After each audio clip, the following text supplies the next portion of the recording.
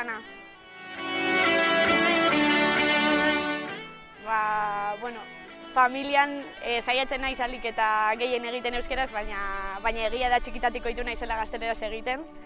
Nire araba euskaldun berria da, eta bueno, familian bai zaila egiten zaigu dinamika hori hartzea, ezta? Euskeraz egiten egunero.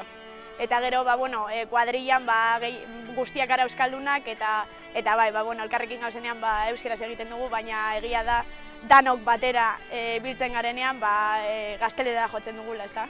Eta aldatu behar dugun gauza bat da.